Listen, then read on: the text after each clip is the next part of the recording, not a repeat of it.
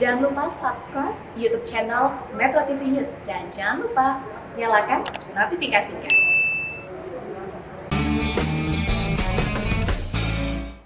Halo, apa kabar semua? Semoga sehat selalu, tetap semangat. Dan seperti biasa, saya hadir dengan semangat juga.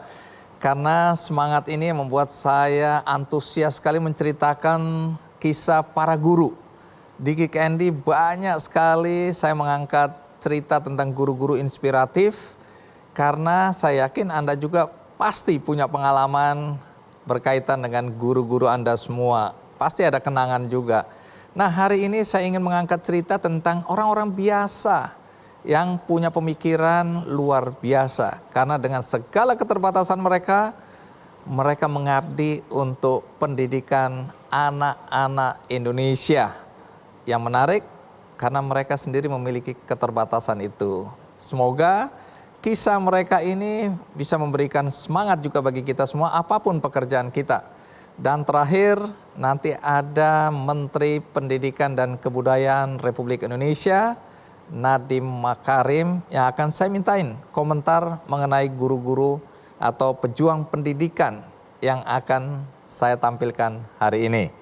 Kita mulai dari kisah inspiratif seorang guru berasal dari entah dari mana. Nah, nanti kita tanyakan. Namanya adalah Nur Fadli. Iya. Terima kasih Mas Fadli atau Pak Guru Fadli. Fadli. Iya, terima kasih sudah mau hadir di sini. Silakan duduk. Boleh tahu Anda dari mana? Saya asli Jember. Iya, sudah kelihatan itu. Saya juga dari Madura. Madura. Jadi Anda ini guru di sekolah apa? SMP Negeri 1 Sukorambi. Berapa lama sudah jadi guru ini? Jadi guru kami itu startnya mulai tahun 2001 hingga sekarang. Awalnya jadi guru honorer atau? Awalnya guru-guru bukan guru honorer, Mas. Tetapi kami di sini awalnya adalah guru yang ilegal, guru yang syukur-syukur mengajar gitu. Guru yang ilegal? Oh, Iya. ada itu ya, guru Iya. ilegal. Kenapa bilang guru ilegal? Ya sekolahannya nggak ada izinnya juga. Ijazahnya apalagi. Astaga. Jadi guru tadi udah berapa lama? Sekitar 20 tahun sekarang itu. Omong-omong, boleh tahu nggak pendapatan sebagai guru berapa sih? Gaji guru sekarang berapa ya? Kalau gaji guru yang untuk sekolah negeri yang pengalaman kami, Iya. dari 100.000 per bulan. Kalau yang di bawah yayasan, Iya. itu tergantung jamnya itu. Tapi kalau guru perintis kayak kami, Iya. siapa yang mau bayar? Uang itu sekolah masih merintis. Jadi di situ kami tidak ada yang namanya bayaran gitu. Awalnya gitu. Anda ya mengorbankan diri Anda untuk pendidikan karena penghasilannya tadi kita udah dengar langsung. Kemudian bahkan ada istilah guru ilegal, Iya. bahkan kemudian sekolah perintis atau guru perintis di mana siapa yang mau bayar. Iya. Tapi omong-omong Anda sendiri sudah menikah? Sudah Bang, sudah punya anak 3. Punya Bang. anak berapa? 3 Bang. Cukup gaji Anda atau pendapatan Anda untuk Cukup kehidupan? Bang. Kalau kita bersyukur, insya Allah cukup Bang. Kalau kita bersyukur, insya Allah cukup. Nah, ini Iya. menarik jawaban ini ya. Iya Bang. Karena banyak orang yang udah kaya raya, merasa Tapi nggak nggak cukup cukup, Bang. juga. Yang menarik adalah dengan segala yang Anda ceritakan tadi, ternyata Anda mendirikan sekolah ya. Iya betul Bang. Berapa sekolah yang Anda dirikan? Yang kami pure sekolah itu yang kami dirikan itu ada 5 sekolah Bang. Di luar yang murni Anda sendiri yang mendirikan? Iya sama teman-teman itu ada 5 sekolah yaitu. Oh, jadi 10 sekolah? 10 sekolah itu Bang. Coba gaji Anda tadi berapa? Itu kami digaji 100.000. Tunggu, stop sampai di sini dulu. Iya. 100.000 ya? 100.000. Tapi Anda bikin 5 sekolah sendiri, Iya. murni, kemudian 5 lagi bersama teman-teman. Iya. Ini kan nggak masuk akal. Tidak masuk akal Nggak. sekali Bang. Logika saya nggak bisa terima. Bagaimana dengan semua yang Anda ceritakan Anda bisa mendirikan sekolah. Iya. Tapi nanti cerita, karena sekarang kita lihat dulu video berikut ini.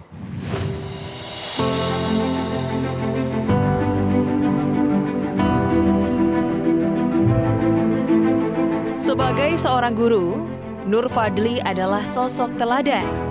Status sebagai guru honorer dengan gaji yang kecil tidak menyurutkan semangatnya memberikan pengabdian terbaik. Bukan hanya itu, kepeduliannya pada pendidikan diwujudkan dengan mendirikan 10 sekolah gratis di sejumlah tempat di lereng Gunung Argopuro, Jember, Jawa Timur. Salah satu sekolah yang didirikan Fadli adalah Madrasah Ibtidaiyah Terpadu Ar-Rahman yang berada di Dusun Bangeran, Desa Sukorambi. Awalnya tidak mudah meyakinkan warga pentingnya keberadaan sekolah ini. Setelah berdiri dan berjalan beberapa tahun, warga merasakan manfaatnya. Dulu itu sebelum ada sekolah di sini, anak-anak itu sekolahnya di Karangpring 2, itu jalan kaki semua. Ya kalau musim hujan kayak sekarang, pasti libur anak-anak nggak sekolah karena sungainya banjir. Ya ada yang melanjutkan sekolah. Kalau dulu kan lulus SD itu sudah nikah mungkin. Ya kalau nggak nikah kerja gitu. Udah. Kepedulian Fadli pada pendidikan juga diwujudkan dengan membantu biaya kuliah mahasiswa yang tidak mampu. Ada 15 orang yang telah dan tengah dibantu kuliahnya oleh Fadli. Salah satunya Angga Susgianto, yang kini menjadi guru di Madrasah Ibtidaiyah Ar-Rahman. Saya sendiri tidak ada ikatan keluarga. Beliau sangat memperhatikan akan nasib saya ke depan jika saya itu putus di pendidikan. Akhirnya saya diajak untuk kuliah dan membantu mensukseskan sekolah ini lebih maju. Untuk membantu biaya operasional sekolah yang didirikannya, Fadli bekerja sama dengan wali murid memelihara kambing. Ya kadang-kadang gitu Pak Fadli, Pak Eskis, saya ada perlu agak banyak, ya sudah Pak, dianu dulu Pak, dihandle dulu sudah itu kambingnya Pak. Nek sampean butuh untuk sekolah itu Pak. Saat ini, Fadli tengah membangun sekolah konservasi dan wirausaha di atas tanah setengah hektar miliknya yang telah diwakafkan. Targetnya selesai tahun 2020 ini.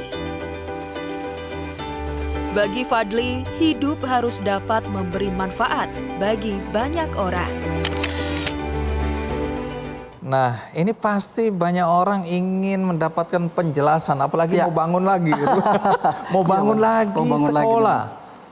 Tunggu. Sekarang idenya dulu. Dari mana muncul gagasan ingin bikin sekolah? Gagasannya itu kami lihat dari sekitar kami, Bang. Keberadaan masyarakat di sekitar kami. Kami dulu disupport oleh Asosiasi Notaris, Bang, pada waktu itu. Jadi bukan duit sendiri nih ya? Bukan, selain beliaunya cuma support di seragam saja, Bang. Tapi memberikan semangat untuk ayo kita bikin sekolah begitu ya? Iya. Nah tunggu, orang tua Anda pekerjaannya apa? Kalau orang tua kami hanya buruh tani, Mas. Tuh. Artinya kehidupan Anda juga susah sebenarnya. Kemudian bisa kuliah sampai di perguruan tinggi, dari mana biayanya? Kami itu dari kampung datang ke kota itu sudah niat, Bang, pamit ke orang tua bahwa kami buka usaha kecil-kecilan, yaitu buka lapak rokok, kacang, minuman, gitu pada itu, Bang. Oke, jadi jualan asongan gitu iya. ya? Kadang kalau ada konser, kami jualan di dulu, Bang, 2000 itu 2001 masih ramai konser, kami Ada jualan konser, kalau ya. ada Ini konser. di kota Jember ini ya? Masih di Jember, Bang. Jadi Anda sebenarnya anak kampung, lebih kampung lagi gitu ya? Lebih kampung lagi. Nah, jadi ini kuliah sambil jualan jadi pedagang asongan itu? Iya. Dan kami, dosen-dosen kami, teman-teman kami tahu itu, Bang, Bapak kami itu kalau malam itu mesti di asongan kami. Tapi kabarnya Anda juga pernah jadi pemulung, betul itu? Iya. Kami jadi pemulung itu 2 tahun cuma, Bang. 2 tahun cuma? Saya 1 hari nggak kuat saya. Oke, jadi pemulung. Iya. Itu juga masih mahasiswa? Masih mahasiswa. Itu areal pemulungnya di daerah kampus dan sekitarnya itu, Bang. Jadi artinya dosen sama teman-teman mahasiswa Tahu semua itu, Bang. nggak malu Anda? Nggak ada malu pada waktu itu, Bang, karena kami punya keinginan pada waktu itu, Bang. Apa keinginannya waktu itu? Keinginan kami supaya orang, masyarakat itu tidak sama dengan kami nantinya, terutama warga-warga di sekitar kami. Sehingga kami biar manfaat suatu saat, gitu, Bang. Oke, jadi 2 tahun jadi pemulung. Ya. Pedagang asongan. Ini semua untuk membiayai kuliah sekaligus bikin sekolah tadi? Iya, bikin sekolah juga, Bang. Untuk bikin sekolah awalnya dengar-dengar tantangannya adalah banyak sekali orang tua yang nggak percaya pada sekolah ini ya tadinya. tantangan utama itu orang tua, karena kami datang ke suatu tempat itu kan mesti ada orang yang berpengaruh di sana. Iya. Ada orang yang berpengaruh, sehingga kami datang ke sana tuh otomatis dicurigai. Gini kan sekolahnya sekolah pinggiran, kenapa harus berdiri di sini? Kan nggak mungkin orang mau di pinggir sungai sekolah. Nggak masuk akal. Nggak masuk akal. Bagaimana menjelaskannya? Jadi kami itu butuh pendekatan secara personal awalnya itu Bang. Jadi nggak gampang, karena wali murid dari desa satu ke desa lainnya tidak sama cara menanganinya Bang. Jadi butuh kita itu intent atau silaturahmi dengan mereka personal itu. Akhirnya percaya. Percaya akhirnya. Terus yang daftar di sekolah murid, berapa banyak murid awal-awalnya? Pada waktu itu hanya 7 orang Bang, karena sekolahnya itu hanya gedek Bang, satu kelas. Satu kelas saja. Satu ruang aja. Satu ruang saja. Gedek gitu, artinya dari anyaman bambu. Iya, dari anyaman bambu. Jadi untuk selanjutnya itu kami usahakan untuk bikin gedung yang lebih layak untuk mereka. Yang ngajar siapa waktu itu? Pada waktu itu kami mengajak junior kami. Oh, di kampus? Iya. Emang ada jurusan apa? Fakultas Hukum ya Bang. Oh. Terus ngajak teman-teman untuk ngajar? Iya, ngajak aja Bang. Emang bisa tuh teman-teman ngajar itu? Intinya dasar kami itu mendirikan sekolah, nggak ada lagi Bang, hanya untuk belajar baca dan tulis, itu aja. Jadi berarti awal-awalnya ini nggak ada ijazah nih ya? Ilegal Bang. Oh ilegal tadi, iya. Lupa, ilegal ya, sekolah ilegal. Nah, dari satu sekolah gedek tadi, kemudian tadi kan Anda bilang bahwa akhirnya jadi 10 sekolah. Kalau kita lihat tadi bangunannya udah pakai bata tadi ya? Iya, pakai bata sudah Bang. Nah bagaimana mungkin bisa berkembang sampai 10 ya?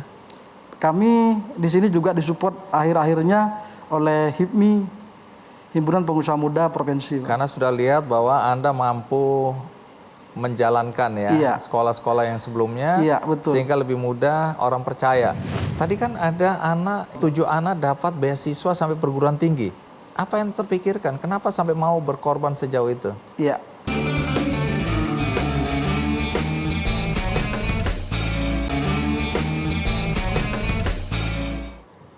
Terima kasih Anda masih bersama saya di acara Ki Candy dan masih dengan Pak Guru Fadli dari Jember ya.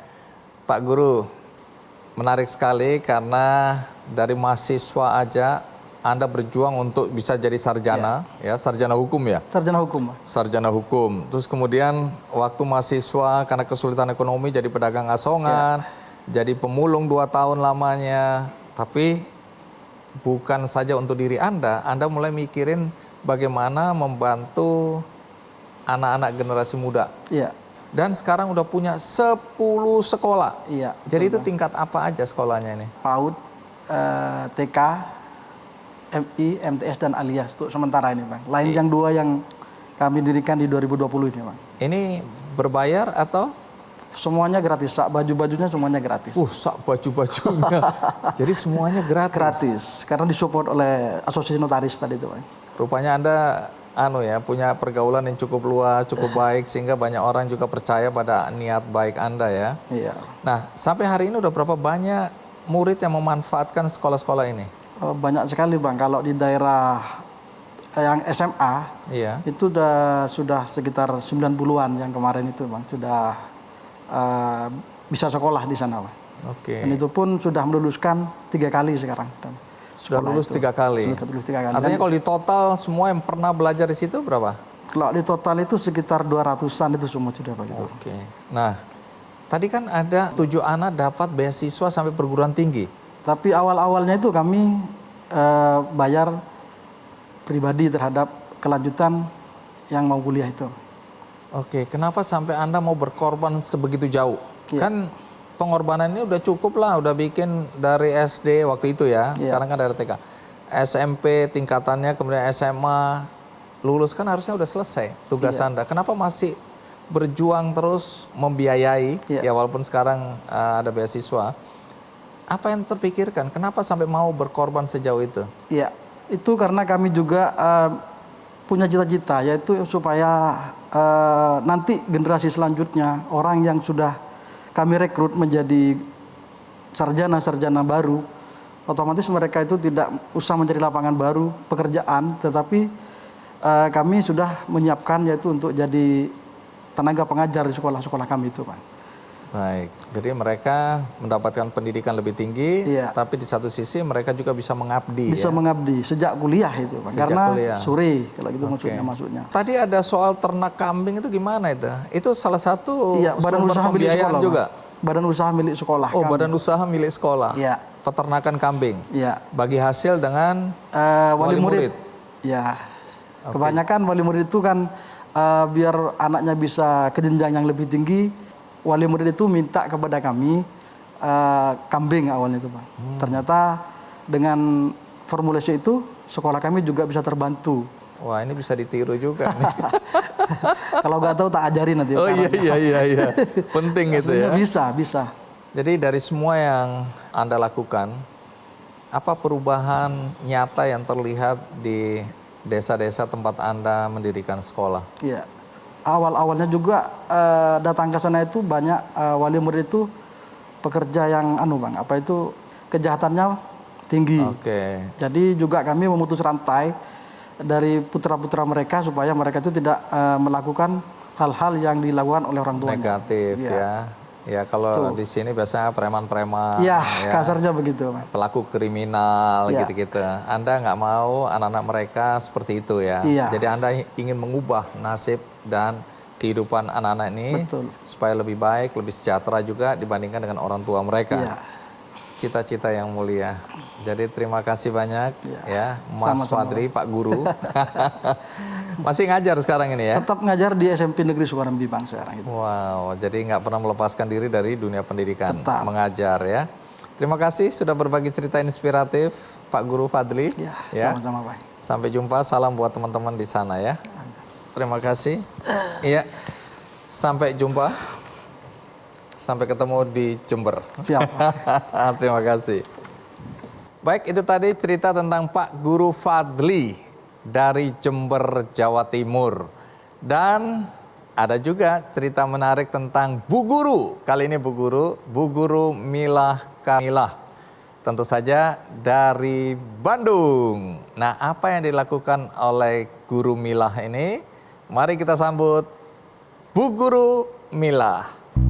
Iya, Bu Guru, terima kasih sudah mau hadir di acara Kick Candy. Silakan duduk. Terima kasih. Jadi betul berasal dari Bandung ya? Kalau asal sebetulnya Sukabumi. Kuliah di Bandung tahun 99, Pak. Baik. Nah, sebetulnya pada saat kuliah itu memaksakan. Memaksakan karena Karena kondisi keluarga saya tidak mampu untuk menguliahkan. emang orang tua pekerjaannya apa? Waktu itu Bapak masih serabutan ya Pak ya, waktu awal. Bahkan kita rumah juga masih ya seadanya, masih petak kecil gitu. Bapak saya bilang gini, Teteh, Bapak tidak bisa mewariskan harta, tapi Bapak ingin mewariskan ilmu. Kalau Teteh mau sekolah, silahkan. Bapak akan usahakan sekolah. Bapak hanya punya uang segini. Waktu itu saya masih ingat 1 juta untuk masuk perguruan tinggi. Alhamdulillah saya masuk UPI itu PMDK Pak, melalui jalur prestasi. Dan alhamdulillah dapat beasiswa juga. Saat itu kan harus bayar 1 juta, saya bayar. Tapi bagaimana caranya saya bisa tetap survive di Bandung? Sedangkan saya nggak punya saudara di Bandung. Akhirnya apa yang saya lakukan? Mama saya hanya punya, saya 3 bersaudara, adik saya kembar.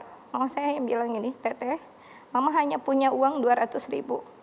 Terserah Teteh mau gimanain. Akhirnya apa yang saya lakukan? Saya kuliah dari pagi sampai sore. Sabtu Minggu yang saya lakukan adalah apa? Saya jualan koran. Saya bilang ke suami gini, Bi, ini kan ada mobil 2. Boleh nggak saya jual? Untuk apa Umi? Untuk bikin sekolahan. Suami langsung pingsan, blek.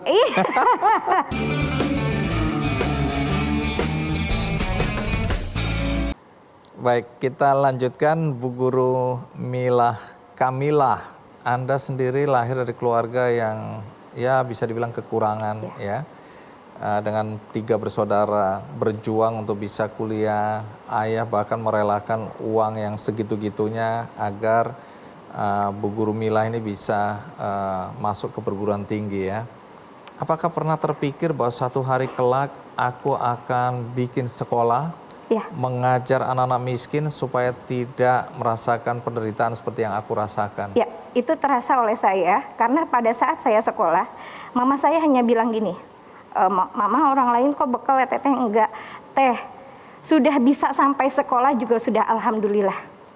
Sok, mama doakan mudah-mudahan banyak rezekinya, mama bilang gitu. Amin. Nah, kenapa saya punya keinginan untuk buka sekolahan? Nenek saya itu, saya dari kecil sama nenek saya. Nenek saya itu kan, kalau ini mah ART ya. Asisten rumah tangga. Jadi tiap saya pulang, saya suka dibawa sama Umi. Namanya Umi gitu. Nanti kalau teteh udah besar, ada rezekinya, tolong bantu anak-anak yatim, piatu, dan duafa.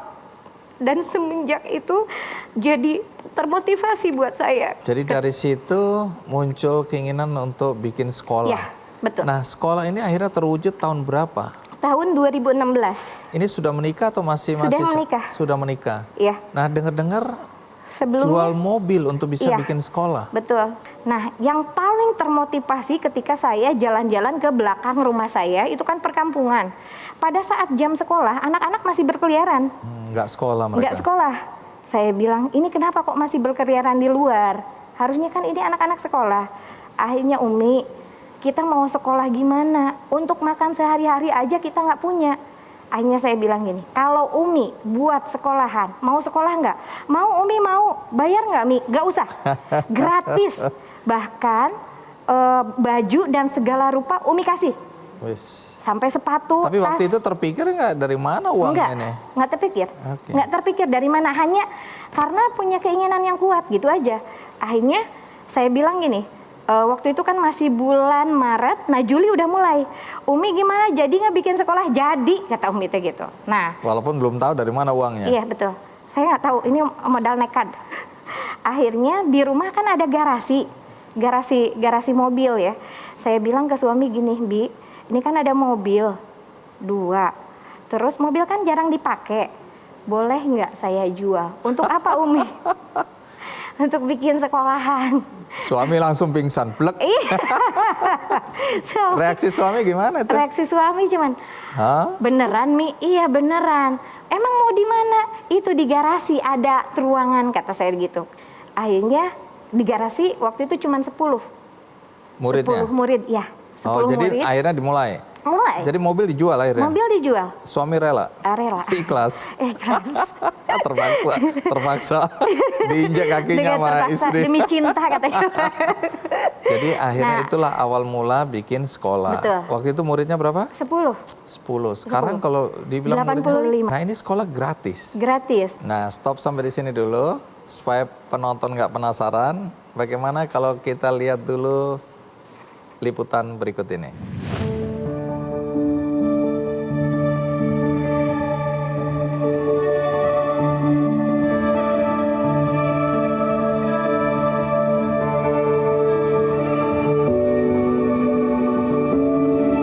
Pendidikan adalah bekal terbaik untuk perjalanan hidup.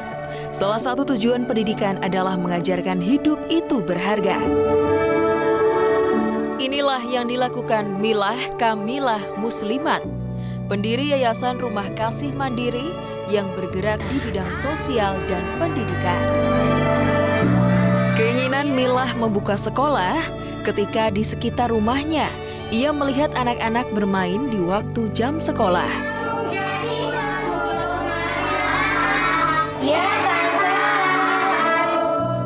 Selain masalah faktor ekonomi, kesadaran orang tua bagi pendidikan anaknya masih kurang. Milah pun tidak tinggal diam. Tahun 2016 ia mendirikan sekolah tahfidzpreneur di garasi rumahnya di Bandung, Jawa Barat. Dimulai dari tingkat TK, kemudian semakin banyak anak yang berminat untuk ikut belajar dan berkembang ke tingkat sekolah dasar. Saat ini, sekolah tahfidzpreneur Memiliki 85 anak, sebanyak 75% merupakan anak asuh Milah dan tidak dipungut biaya. Tafispreneur memberikan metode pembelajaran efektif bagi anak seperti metode Kauni, fun learning, bahkan anak-anak diajarkan kewirausahaan sejak dini.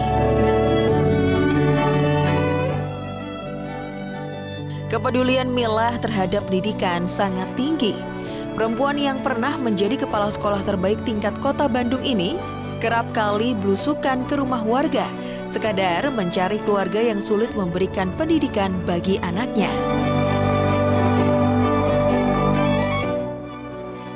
Bu Mila yang ke rumah, nawarin sekolah gitu. Nyuruh sekolah, Sukma, dapat itu sepatu, buku, sama baju, sama tas, sama sembako. Iya, gratis. Dulunya nggak mau belajar, sekarang mah udah masuk sekolah mau belajar. Ngaji juga mau, belajar di rumah mau. Hanya punya SD gitu, SMP, SMA, sampai perguruan tinggi lah gitu. Ya cita-citanya mah pingin jadi polisi aja. Mudah-mudahan. Di bidang sosial, Milah menyewa rumah sederhana untuk dijadikan panti asuhan yang saat ini sudah menampung sebanyak 15 anak. Biaya operasional sekolah dan panti asuhan berasal dari kantongnya sendiri dengan menyisihkan dari berjualan kuliner dan gaji asesor lembaga akreditasi. Tak mudah bagi Milah menjalankan roda sekolahnya, namun ia percaya ketika bisa bermanfaat bagi sesama, kesulitan pun akan dimudahkan. Ya, menarik. Jadi anak-anak ini walaupun masih kecil sudah diajarkan jiwa entrepreneurs ya, jiwa betul. kewirausahaan ya. Memang itu disengaja Memang begitu ya? sengaja saya ini. Tujuannya Karena gini, apa? kalau kita memberikan ikannya saja, orang tidak akan bisa terampil. Tapi ketika kita memberikan kailnya, insya Allah mereka akan bisa berdiri sendiri, mandiri. Jadi selain kegiatan yang tadi sebetulnya ada anak-anak asuh yang ikut paket C dan paket B. Dan itu di luar ini gitu. Nah mereka karena saya belum punya sekolahan tingkat SMP sama SMA, akhirnya saya sekolahin ke PKBM gitu. Nah itu yang kita coba untuk bantu. Jadi di sini 75% memang anak-anak yang kemarin kita gratiskan semuanya. 25% mereka Bu berbayar karena akhirnya kita subsidi silang. Tapi berbayar pun memang kalau kita secara logika nggak cukup. Nggak nutup. Nah nggak cukup, ini yang gitu. jadi pertanyaan, lalu dari mana uang operasional ini? Yaitu dengan cara berjualan. Dari hasil itu kita coba untuk gaji guru, untuk Ini biaya suami operasional. nggak keberatan ya? Enggak. Enggak Pak, karena memang Luar senang aja. biasa, iya. Senang aja. Mungkin secara ini enggak buat apa gitu ya, capek-capek ini enggak. Ada kepuasan tersendiri ketika saya bisa berbagi dengan yang lain. Ini kan banyak juga guru-guru atau mereka yang terpanggil ya untuk melakukan hal yang sama, tapi mungkin panggilannya kurang kuat, mentalnya juga nggak tahan banting ya, kemudian meninggalkan atau bahkan ragu-ragu antara melanjutkan atau tidak. Betul. Bisa nggak pesan ke guru-guru yang saat ini mungkin sedang ragu-ragu untuk melanjutkan perjuangan pendidikan seperti ini, agar mereka tetap semangat, mereka tetap juga merasa bahwa hari ini bertemu dengan Bu Guru Mila, sehingga mereka kembali semangatnya. Bisa nggak sampaikan sesuatu? Sebetulnya kalau kita punya keinginan yang kuat, tekad, ikhtiar, berdoa, ikhtiar yang maksimal gitu ya. Dan satu hal yang tidak boleh ditinggalkan adalah minta doa kepada orang tua. Dan ketika teman-teman masih punya orang tua, urus mereka sebaik mungkin. Yakin itu baik di dunia maupun di akhirat akan dapat. Dan itu yang saya rasakan. Baik. Jadi jangan patah semangat ketika teman-teman tidak punya uang buat sekolah, tetap semangat, lakukan. Apalagi sekarang banyak beasiswa bisa dilakukan seperti itu. Dan saya yakin banyak di luar sana juga punya cita-cita mulia gitu. Lakukan yang terbaik, insya Allah ketika kita melakukan kebaikan, maka yang datang pun akan kebaikan. Ya, setuju sekali ya. Nah, sekarang pertanyaan terakhir. Apa mimpi yang ingin Bu Mila wujudkan? Saya ingin selain punya playgroup, TK, SD, kedepannya bisa buat SMP, SMA, SMK. SMK itu berbagai jurusan, Pak. Kenapa saya berbagai jurusan, misalkan tata boga, tata busana, informatika, karena saya ingin memberikan skill buat anak-anak. Selain itu, perguruan tinggi. Jadi bagi anak-anak yang yatim, piatu dan duafa, mereka bisa gratis di sekolah ini. Dan Punya harapannya kesempatan, tidak ya. mengontrak lagi, Pak. Amin. Mudah-mudahan Kita panti doakan. asuhan sama sekolahan juga kita punya sendiri nanti. Kalau sekarang kan masih di sekolah SD di sini, TK di sini, panti di mana gitu. Ya, mudah-mudahan kita doakan ya. Amin. Baik, Bu Guru Mila, terima kasih udah berbagi inspirasi ya di acara Kikendi. Mudah-mudahan banyak hati yang terketuk juga. Makasih Dan banyak. apa yang menjadi mimpi bisa diwujudkan ya. Amin. Nah, itu dimulai dari bengkel. Dari bengkel. Kemudian berkembang, Kemudian, kepikiran mau jadikan sekolah sekalian aja. Iya, karena memang waktu itu saya nggak pernah bercita-cita mau buka usaha atau mau jadi orang kaya, tuh nggak ada cita-cita di situ.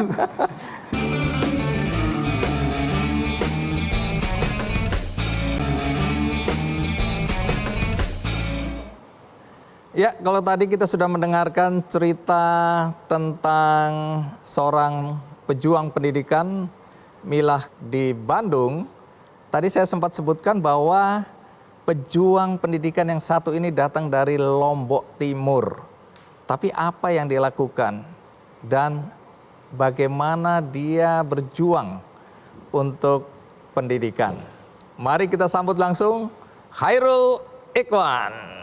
Iya, Bung Ikhwan, terima kasih sudah hadir. Silakan duduk.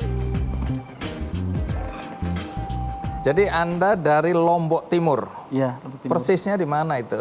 Di Desa Pringgajurang, Kecamatan Montong Gading, Kabupaten Lombok Timur. Pekerjaan Anda sekarang apa? Saya guru di SMK sendiri, kemudian sekarang diminta oleh Pak Gubernur NTB menjadi Kepala Teknopark Nusa Tenggara Barat. Anda sendiri lulusan apa? Dari STM mesin, S1-nya pendidikan teknik mesin, kemudian ngambil S2 di UGM teknik mesin. Oh, sampai S2 ya. Kalau STM-nya sama kita. Iya, iya. Jurusannya juga sama. Oh, Saya gitu. juga STM jurusan mesin. Iya, iya, baru tahu. Orang-orang selalu bilang STM itu sekolah tanpa mikir. Ada yang bilang Iya, iya. sekolah tawuran melulu. Iya, iya, iya, Pak. Belajarnya dikit, tawurannya lebih banyak ya. Iya, iya, iya. Tapi toh Anda melanjutkan sampai S2 saat ini dan terpanggil ya untuk menyelesaikan masalah yang mungkin kita sama-sama rasakan. Iya. Dulu kan ceritanya kalau tamat kita langsung bisa terserap oleh dunia kerja. Iya. Faktanya nggak seperti itu Iya, ya. iya. Nah, sebelum kita lanjutkan ya obrolan kita dan bagaimana anak lulusan STM walaupun sekarang S2, tapi sebelum itu kita ikuti dulu liputan berikut ini.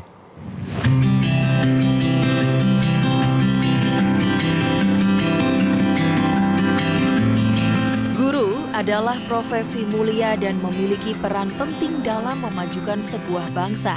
Peran mereka layaknya seorang pahlawan meski tanpa tanda jasa. Sebutan ini pun pantas untuk disandang oleh Muhammad Khairul Ikhwan. Sejak usia sekolah, Ikhwan memiliki cita-cita mendirikan SMK yang mampu melahirkan lulusan hebat. Ia pun mengabdikan hidupnya menjadi seorang pendidik. Ikhwan aktif membimbing siswa dalam praktik dan berwirausaha. Pada 2017, Ikhwan mulai mewujudkan cita-citanya. Ia mendirikan SMK Ondak Jaya, sebuah sekolah kejuruan gratis di Desa Pringgajurang, Lombok Timur, Nusa Tenggara Barat. Para siswa juga dibebaskan dari biaya praktik di bengkel kerja yang juga menjadi teaching factory unit usaha SMK Ondak Jaya. Siswa dilibatkan dalam produksi beragam proyek sederhana hingga merakit mesin teknologi tepat guna. Bermula dari kawasan Taman Nasional Gunung Rinjani ini, di sini mayoritas penduduknya adalah TKI. Kita mau buka sekolah ini karena kita prihatin sekali. Dulu kalau di seputaran menentang keberadaan sekolah SM Pondok Jaya. Mereka orientasinya mungkin berpikir kalau kita mau bisnis. Setelah berdirinya SMK ini baru kelihatan hasilnya. Jadi masyarakat bisa menyadari, oh SM Pondok Jaya seperti ini, tujuannya seperti ini.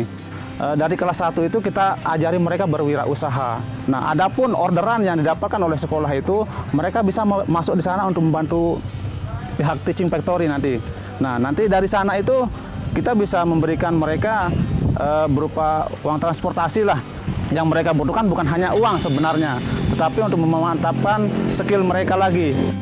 Dengan ilmu pengetahuan dan keterampilan, kini para siswa prasejahtera memiliki kesempatan dalam menentukan masa depan yang lebih baik. Saat pulang sekolah kan ada proyek dari sekolahan, kita disuruh ke sini untuk kerjain. Di situ kita juga dapat upah saat selesai.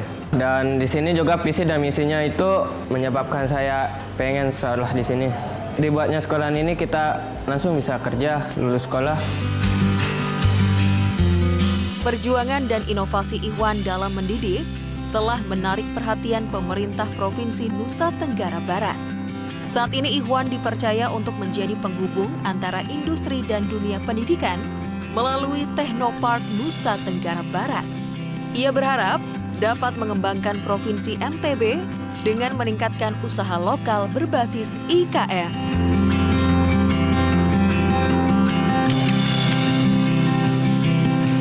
Nah, bagaimana ceritanya sampai bikin atau mendirikan SMK? Nusa Tenggara Barat itu tidak memiliki perusahaan-perusahaan besar.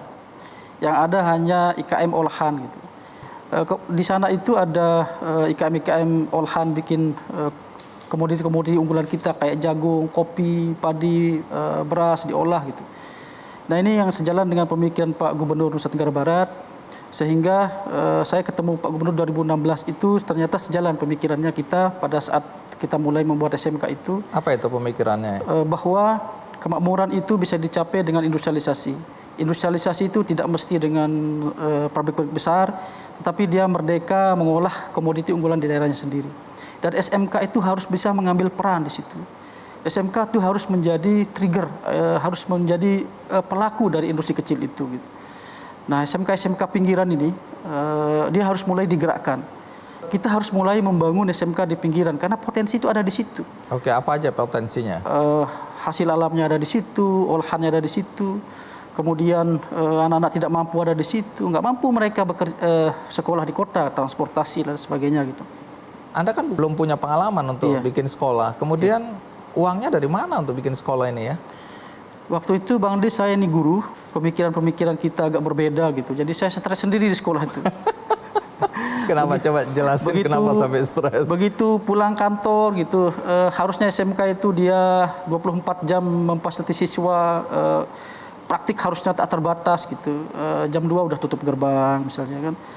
Oke, jadi waktu jadi guru Anda risau melihat harusnya anak-anak praktek mengasah keterampilan mereka, tapi faktanya gerbang pintu sekolah sudah tutup. Saya mulai berpikir bagaimana membuat tempat praktik anak di luar awalnya.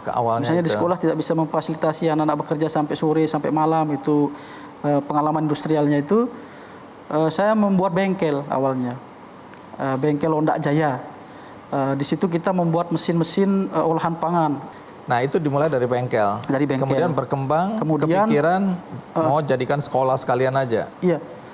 Karena memang waktu itu saya nggak pernah bercita-cita mau buka usaha atau mau jadi orang kaya, tuh nggak ada cita-cita di situ.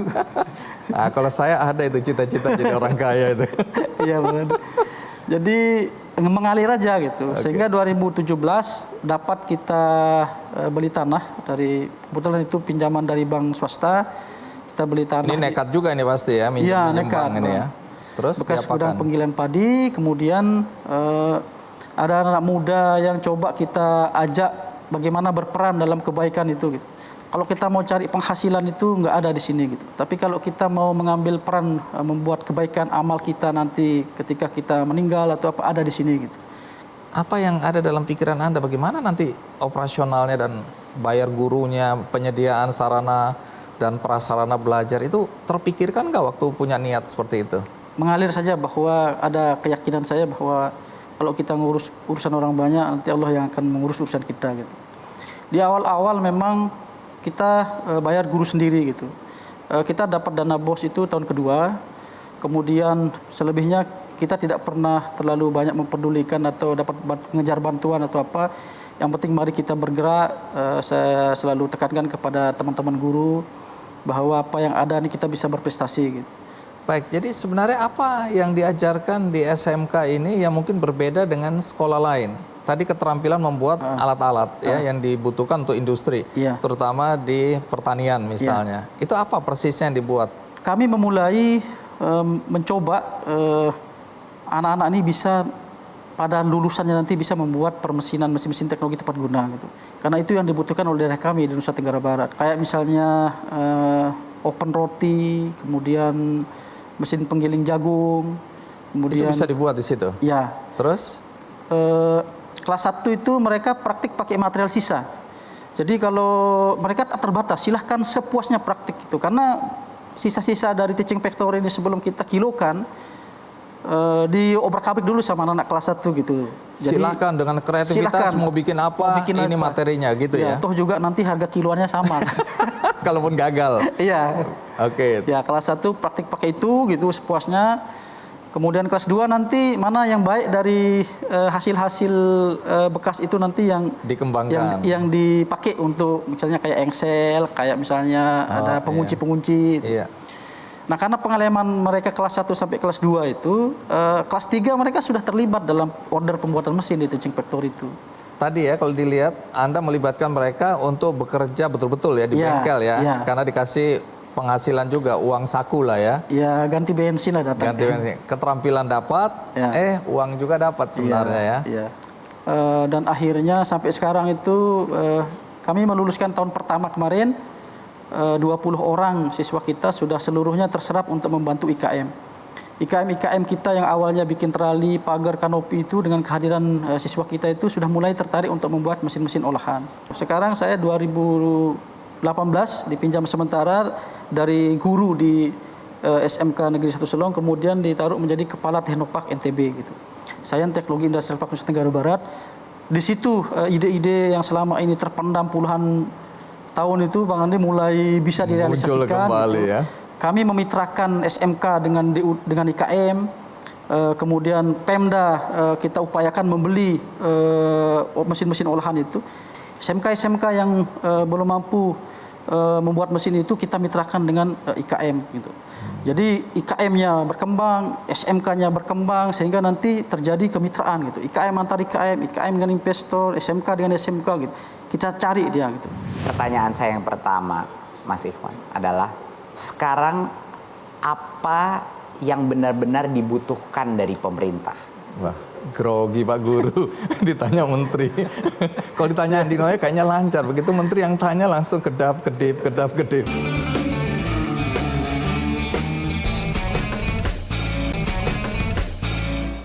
Terima kasih Anda masih bersama saya di acara Kick Andy dan kita kedatangan tamu istimewa ya hari ini adalah Menteri Pendidikan dan Kebudayaan Republik Indonesia, Mas Nadiem Makarim.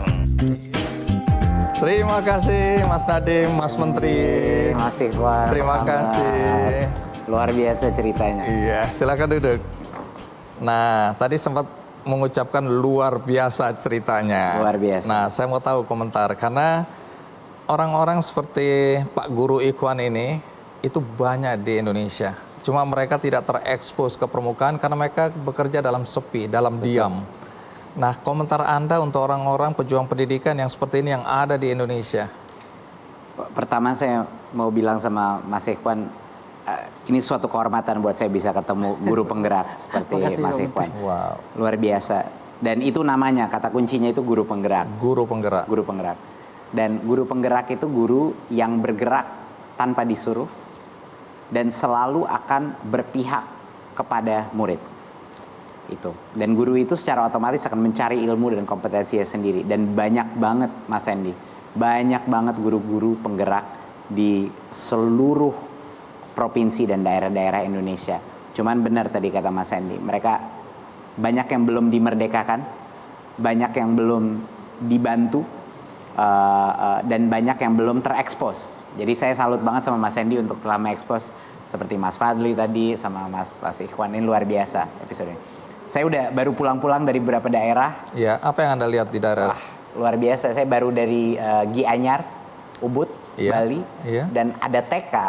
Kan biasanya kita melihat tuh bahwa SMK ya, sekolah produktif. Ini bukan, ini TK produktif. Bisa bayangkan. Apa yang Anda lihat di sana? Anak-anaknya diajar di lingkungan terbuka, di alam, diajarkan mengenai berbagai macam tanaman dan efek positifnya kepada kesehatan.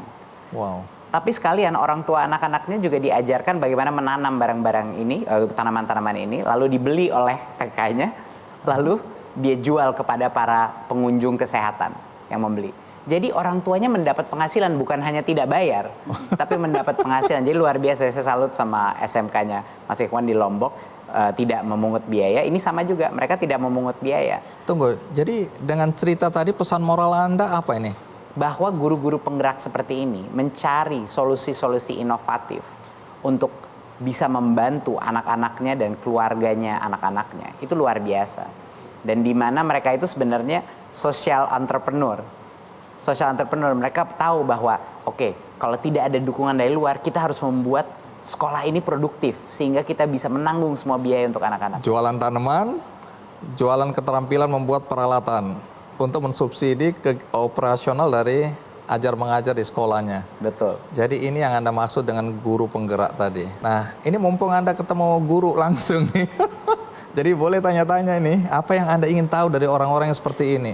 Kalau saya kan bilang, ini orang gila ini sebenarnya. Dia nggak cari kekayaan, malah cari masalah kalau menurut saya nggak akan sanggup seperti ini. Tapi mungkin Anda ada sesuatu yang ingin Anda tanyakan? Pasti, ada beberapa hal yang mungkin ingin saya tanyakan. Nah, silakan. Mungkin yang pertama. Tunggu. Kalau bertanya itu harus di sini. Tanya. Siap. Anda gantian jadi host, saya jadi menteri pendidikan. Tapi gajinya gede mana ya? Gede aku, nggak jadi. Kita posisinya masing-masing. Sudah jelas gedean Mas. Iya, gedean aku. Aku udah tahu gaji menteri berapa tuh kecil. Oke, silakan tanya. Sekarang apa yang benar-benar dibutuhkan dari pemerintah untuk mendukung inisiatif-inisiatif seperti SMK ini? Wah, grogi Pak Guru, ditanya menteri. Kalau ditanya Dinoya kayaknya lancar, begitu menteri yang tanya langsung kedap-kedip. Oke, silakan, Jak. Kalau di daerah, sesuai dengan potensi daerah itu pengembangan teaching factory-nya. Kalau di SMK, teaching factory itu dia harus tumbuh sebagai wahana belajar industrial di SMK gitu. Jadi harus digesa. Sejak saya jadi guru SMK itu berbagai macam inovasi dari Kemendikbud, mulai dari SMK model, SMK Impes, SMK rujukan namanya. Tetapi yang paling penting sekarang teaching factory itu harus dikembangkan. Dengan teaching factory, anak-anak memiliki pengalaman industrial. Untuk mengembangkan teaching factory itu dia harus bersahabat dengan IKM. Nah, industri itu dan IKM itu kan berbeda-beda di tiap daerah. Gitu. Kalau di Nusa Tenggara Barat sendiri tidak ada perusahaan besar, jadi harus ada mengembangkan industri kecil dan menengah. Kalau kita membangun suatu teaching factory, itu apa komponen yang terpenting? Apakah itu harus ada pernikahan massal yang difasilitasi oleh pemerintah antara bisnis-bisnis kecil dengan sekolahnya?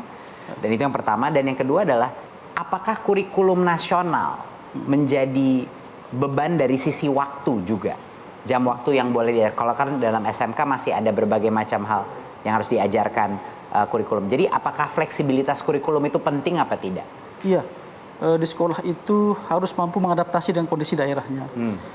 Nah, untuk teaching factory sendiri, ketika dia mendapatkan kepercayaan dari industri, akan mengalir sendiri nanti komunikasi itu. Nah, banyak kadang-kadang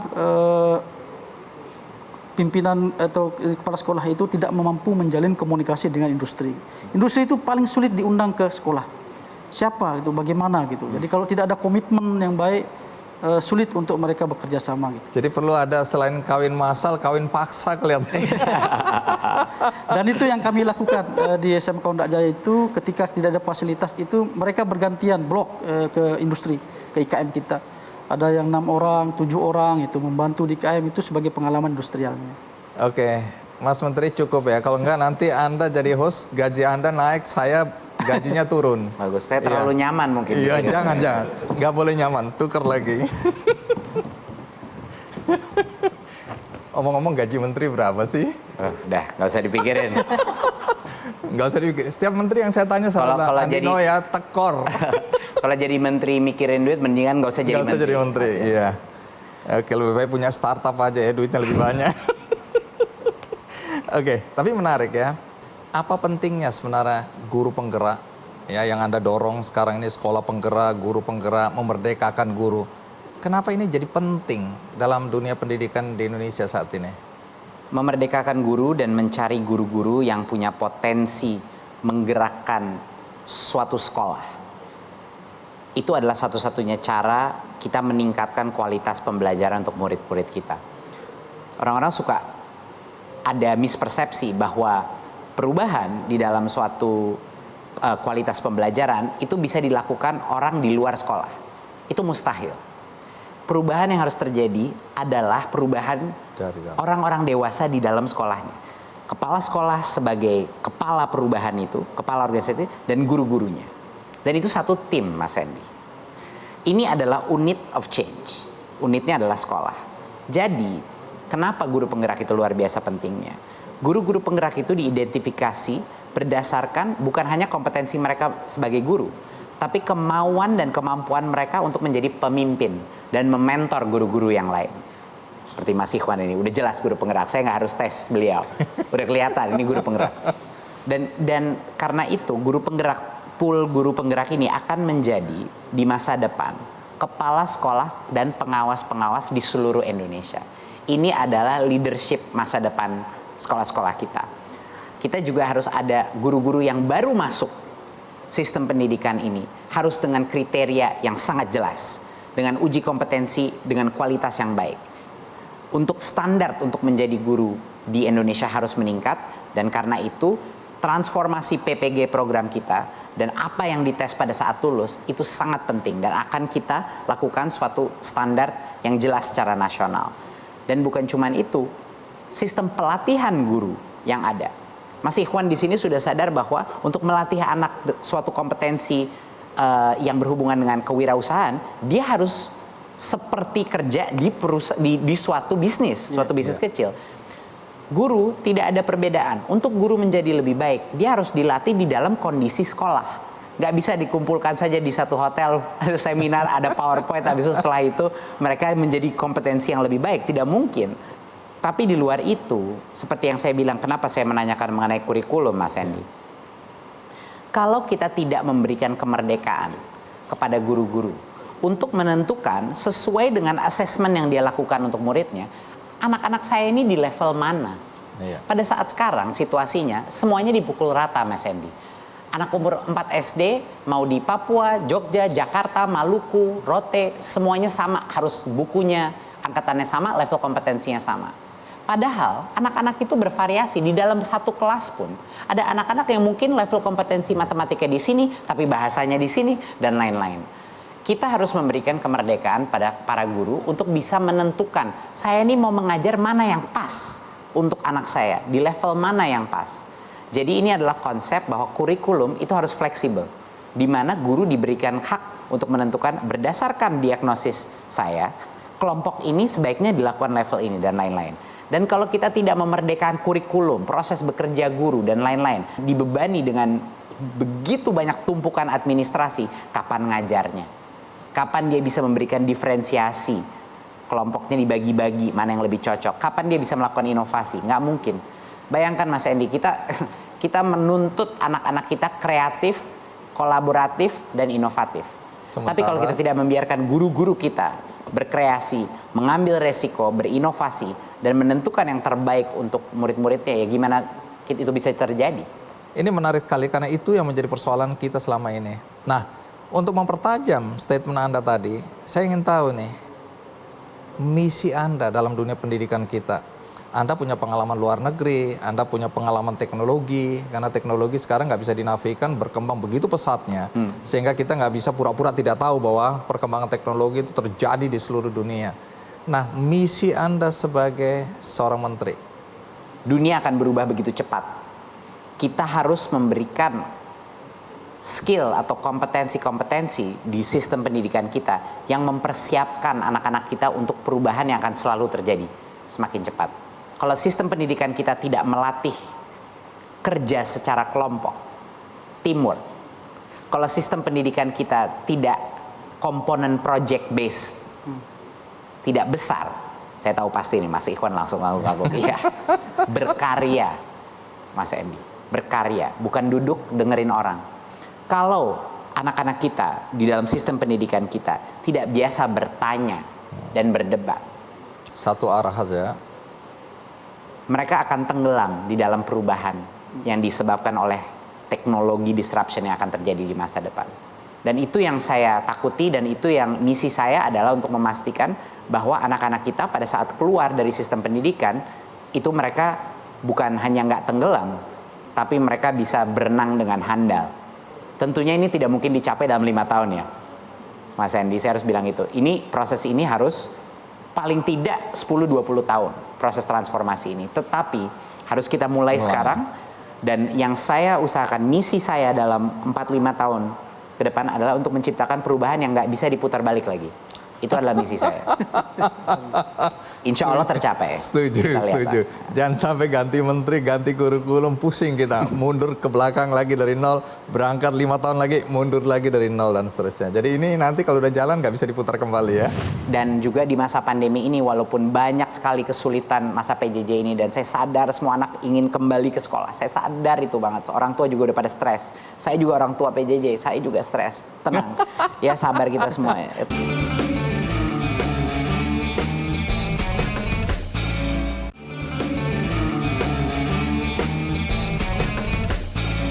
Nah, bagi guru-guru dimanapun berada yang saat ini sedang berjuang untuk, tadi Anda cerita ya, mengajar bahkan sampai datang dari rumah ke rumah, pintu ke pintu karena tidak ada akses untuk internet, bahkan di pedalaman mereka sedang berjuang di tengah COVID ini.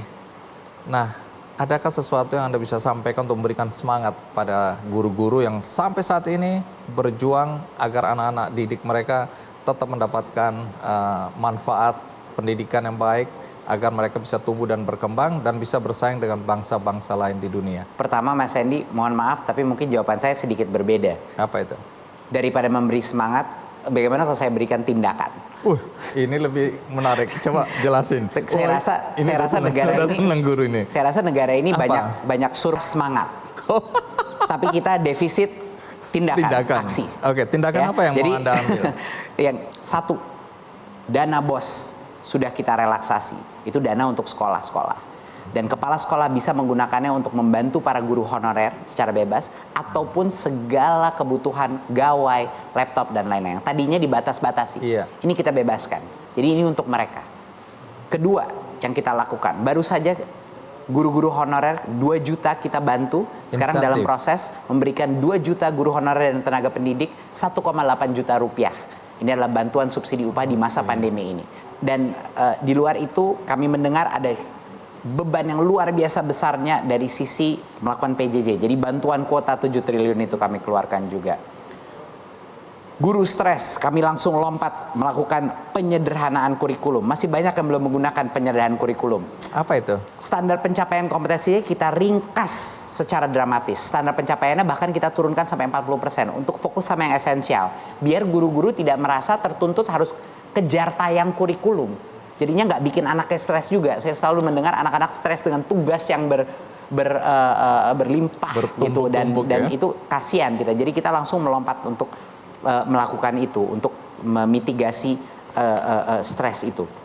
Dan tentunya kita telah membuat modul-modul untuk PAUD dan SD, anak-anak yang paling sulit melakukan PJJ, modul-modul yang bisa dilakukan di rumah tanpa internet.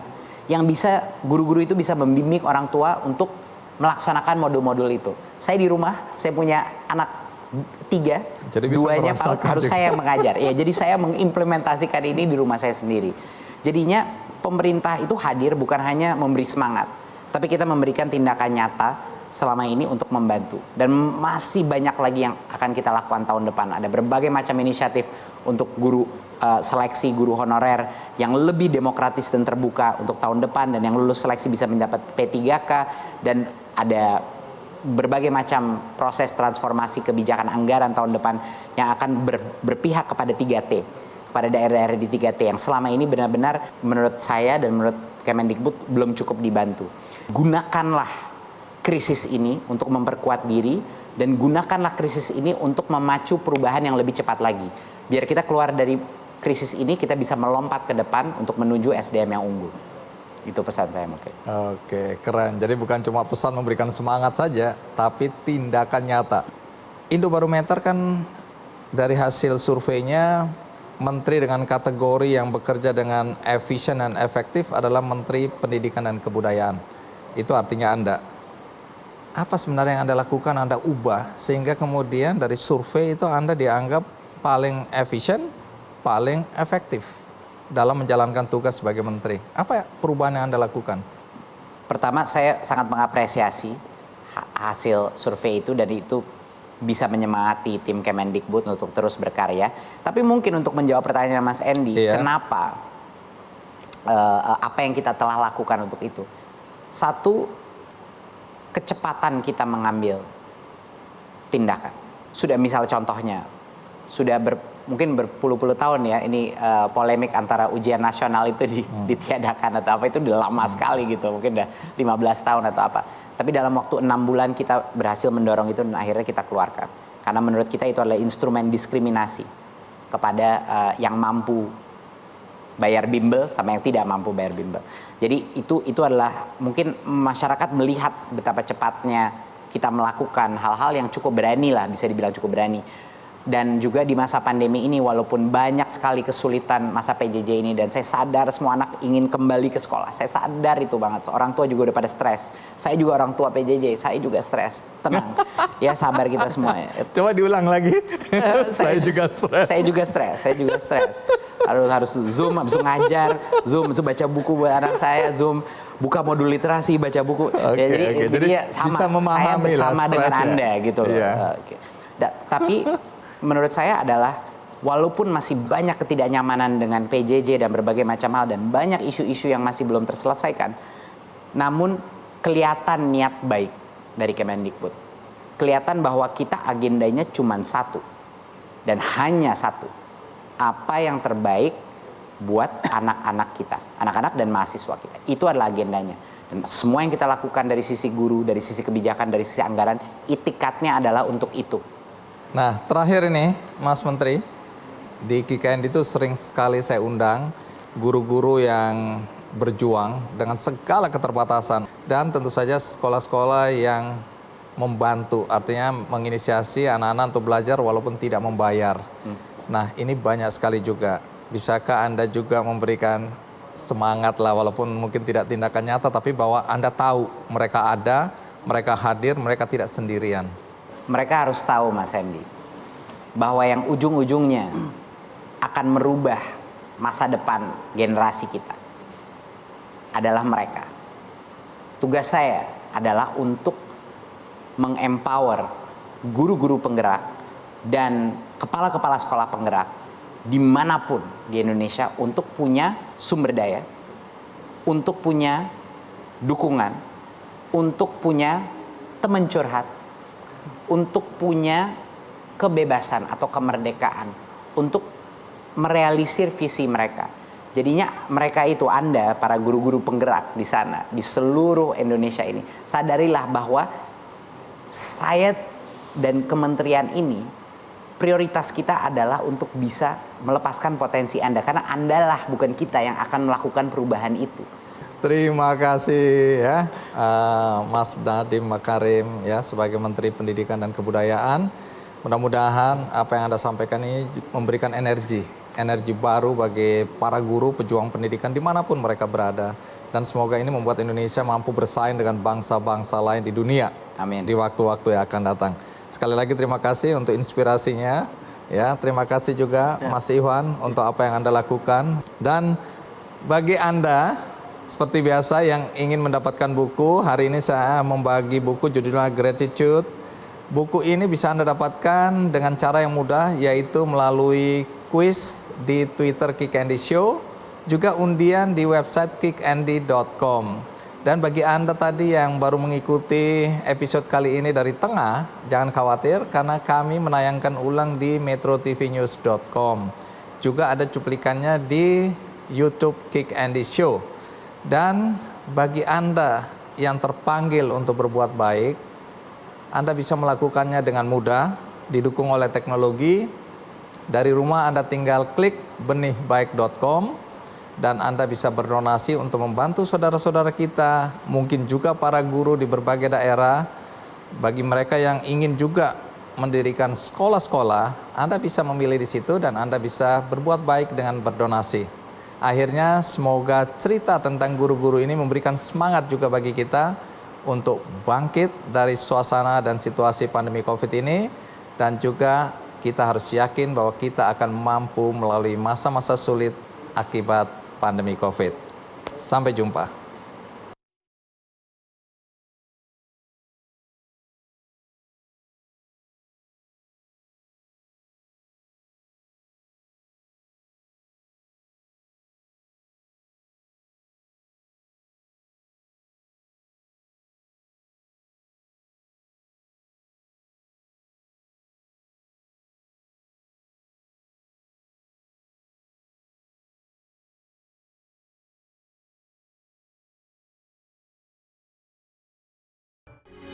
Metro TV. Metro TV, knowledge to elevate.